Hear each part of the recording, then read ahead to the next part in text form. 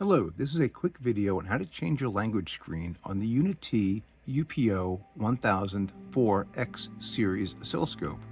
Should you find the menu in Chinese or a language you're not familiar with, simply come over here to the utility button, press that, and you'll see the third option down says language, even if it's in English, even if you're on the Chinese menu.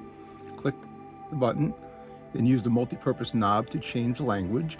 Your choices are going to be English, Chinese, German, Polish, French, Spanish, or Italian.